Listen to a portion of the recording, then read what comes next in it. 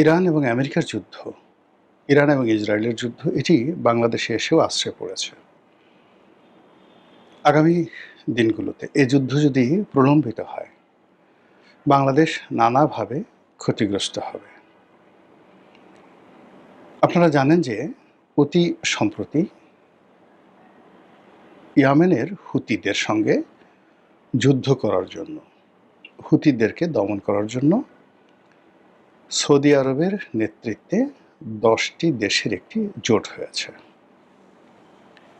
এই জোটে বাংলাদেশ অংশগ্রহণ করেছে। যতটুকু আমরা খবরে জেনেছি যে এই জোট হুতিদের বিরুদ্ধে যে যুদ্ধ করবে, সেই যুদ্ধে জনবল দিয়ে, অস্ত্র দিয়ে, সব ব্যাপারে লজিস্টিক সাপোর্ট করার জন্য এই জোটের দেশগুলো তারা পরস্পরকে সহযোগিতা করবে। এখন আমাদের জন্য এটা কত বড় একটা ভয়ের সংকট। প্রথম সংকট হলো যে এই জোটের প্রমোটার হলো মার্কিন যুক্তরাষ্ট্র। এই জোটের সুবিধাভোগী এবং সবচেয়ে যাকে বলা হয় এই জোটটাকে যারা চালাবে এবং যাদের জন্য করা হয়েছে এবং যাদেরকে আমেরিকা চাপ দিয়েছে এই কাজটা করার জন্য, তারা হলো সৌদি আরব। আর সৌদি আরবের সেকেন্ড ইন কমান্ড হিসেবে এখানে সৈন্য দিয়ে সাহায্য করার জন্য প্রতিশ্রুতিবদ্ধ হলো পাকিস্তান। আর এই পাকিস্তানের সঙ্গে, পাকিস্তান সৈন্য দিয়ে, অস্ত্র দিয়ে সৌদি আরবের সঙ্গে তারা একত্র হয়ে হুতিদের বিরুদ্ধে যুদ্ধ করবে এবং সেই যুদ্ধে ইসরায়েলও যোগ দেবে। আর তার সঙ্গে বাংলাদেশ যদি এর সঙ্গে থাকে, বুঝতে পারেন যে সেখানে সমস্যাটা কি হতে পারে। তো আমেরিকার এই জোটে আমেরিকা সাধারণত যে কাজ করে, কাউকে ব্যবহার করে just like a toilet tissue.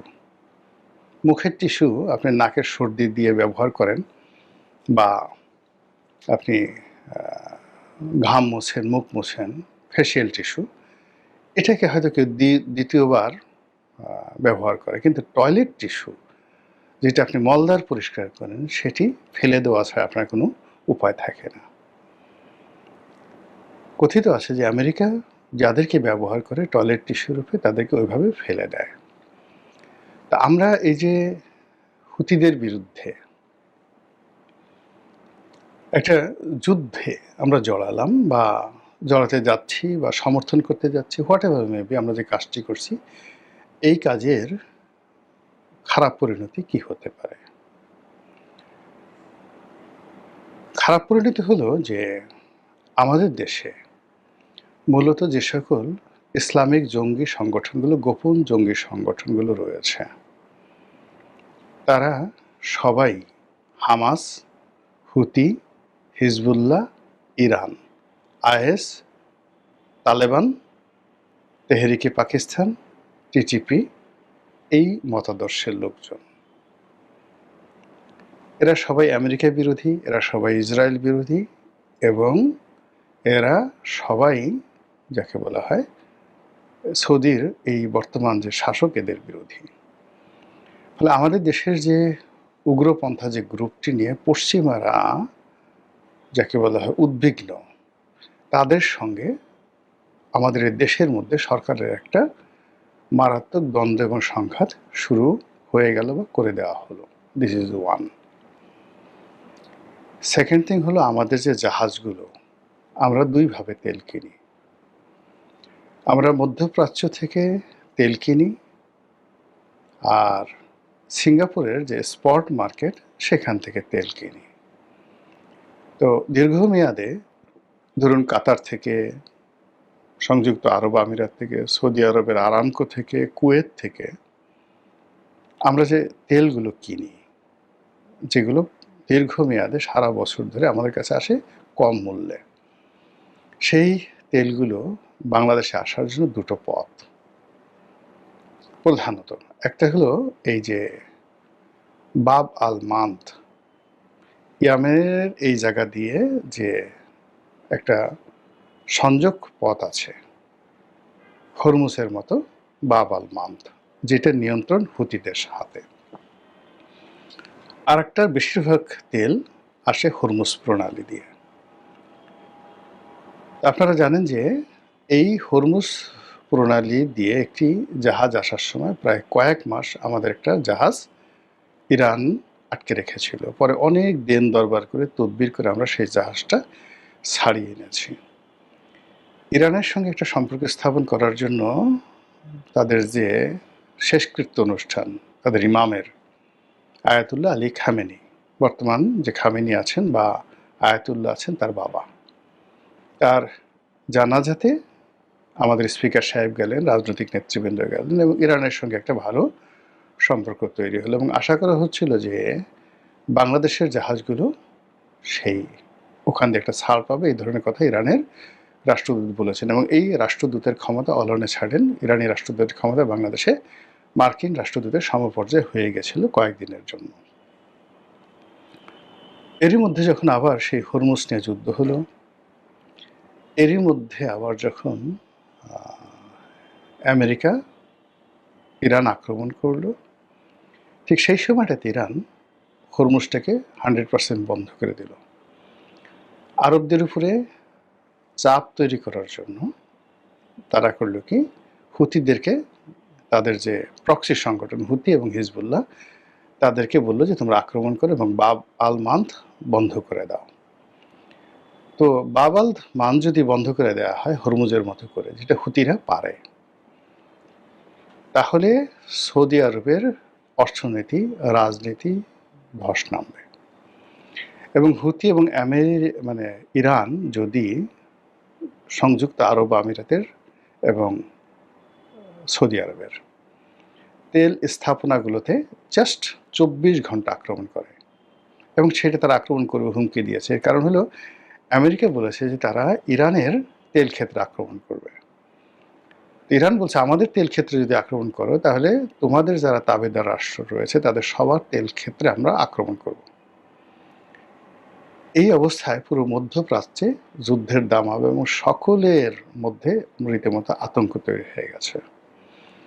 এখন এখানে যে 10টি রাষ্ট্র, আমরা একত্র হয়ে সৌদি আরবের সাথে থেকে হুতিদের একটা পশম স্পর্শ করতে পারবো না। এর কারণ হলো স্বয়ং আমেরিকা এখানে ইয়েমেনের সৈন্য সমাবেশ করে তারা ফেল করেছে, সৌদি আরব এখানে সৈন্য সমাবেশ করে ফেল করেছে, ইসরায়েল লেবাননে গিয়ে যুদ্ধ করে সৈন্য সমাবেশ করে ফেল করে তারা এই যুদ্ধের ফলে সেখান থেকে সৈন্য প্রত্যাহার করতে বাধ্য হয়েছে। সেখানে বাংলাদেশের সেনাবাহিনী বাংলাদেশের সেনাবাহিনী সেখানে গিয়ে ছোট করার জন্য বলছি না, কোনো কিছু করে সেখানে হুতিদের সাথে গিয়ে ফিল্ডে যুদ্ধ করবে। এই জিনিসটা কল্পনা করলে এটা ভাবেন তো, হাউ ইট ইজ পসিবল। এইটা গেল এক। দ্বিতীয়ত হলো যে আমরা এই মধ্যপ্রাচ্যের যে উগ্র গোষ্ঠীগুলো প্লাস ইরান, এদের সাথে যে দীর্ঘমেয়াদে আমরা দ্বন্দ্ব এবং সংঘাতে, সময়ের বিবর্তনে দেখুন, যেহেতু তাদের একটা স্ট্রং পলিটিক্যাল রিলেশন আছে, ফাইন্যান্সিয়াল যাকে বলে কানেক্টিভিটি আছে, ফলে আমেরিকার সাথে, সৌদি আরবের সাথে, সংযুক্ত আরব আমিরাত, কাতার, এদের সাথে ইরানের এবং ইসরায়েলের শত্রুতা করতে দেরি লাগবে না, আবার 1 মিনিট বসতে দেরি লাগবে না। কিন্তু আমরা যারা ছাগলের 3 নম্বর বাচ্চা হয়ে এখানে বিভিন্ন রকম কর্মকাণ্ড করার চেষ্টা করছি, আমরা কিন্তু ছিটকে পড়ব। এবং এখানে ভারতেরও সমস্যা হবে না, পাকিস্তানেরও সমস্যা হবে না, কিন্তু বাংলাদেশের ভীষণ রকম সমস্যা হবে। গ্রাম বাংলায় দেখবেন যে স্বামী স্ত্রীর ঝগড়া করে, বা মিয়ার বেটা আর সৈয়দের বেটা ঝগড়া করে, পাশের বাড়ির চকিদার মামু, চকিদার চাচা, সে সালিশ করতে যায় এবং দুই পক্ষকে মিলানোর জন্য বিভিন্ন রকম চেষ্টা তদবির করে, দুই পক্ষ মিলে যায় এবং দুই পক্ষ মিলিয়ে তখন যে সালিশ করছে তাকে মারধর করে। আমরা যে অবস্থার মধ্যে আছি সে অবস্থায় কোনো জোটে যাওয়া, কোনো কারো পক্ষ অবলম্বন করা, কারো জন্য সৈন্য সমাবেশ করা, এই পর্যায়ের ধারের কাছে আমরা যাওয়ার মতো অবস্থা আমাদের নেই। আমরা আমাদের সৈন্যদেরকে জাতিসংঘের শান্তিরক্ষা মিশনে ভাড়া খাটাই। এখানে যদি জাতিসংঘ শান্তিরক্ষা মিশনে, এমনকি নিরাপত্তা পরিষদে আমরা যেতে পারি না। শান্তিরক্ষা মিশনে যদি বলা হতো সেখানে আমরা ইয়েমেনের সৈন্য পাঠাতে পারতাম, ইটস নট এ প্রবলেম। কিন্তু আমরা একটা জোট করে সেখানে সৈন্য পাঠাবো। সৈন্য পাঠানোর সঙ্গে, সঙ্গে এই যে দুটো বৃহত্তম জলপথ বাব আল মান্দ এবং হরমুজ, এখান দিয়ে বাংলাদেশের জাহাজ, বাংলাদেশের পণ্য, এমনকি অন্য দেশের জাহাজে করে ওদের যে তেল আমাদের দেশে আসবে, চীনের তেল আসতে সমস্যা হবে না, কিন্তু আমাদের তেল আসবে। It's not easy. এই গেল একেবারে নর্মাল সেন্সে। দ্বিতীয়ত হলো যে এই যে একটা জোট হলো, এই জোটের এগেনস্টে ইরান, আফগানিস্তান, তারপর চীন, রাশিয়া এবং তার সঙ্গে তুরস্কর একটা মনোসমর্থন। এই যে একটা ব্লক তৈরি হয়েছে, সেই ব্লকের সাথে আমাদের ব্যবসা বেশি না? আপনি দেখেন তো, রাশিয়া বাংলাদেশে ইনভেস্টমেন্ট কত? মোর দ্যান 2 লক্ষ কোটি টাকা ইনভেস্ট আছে রাশিয়ার বাংলাদেশে এই মুহূর্তে।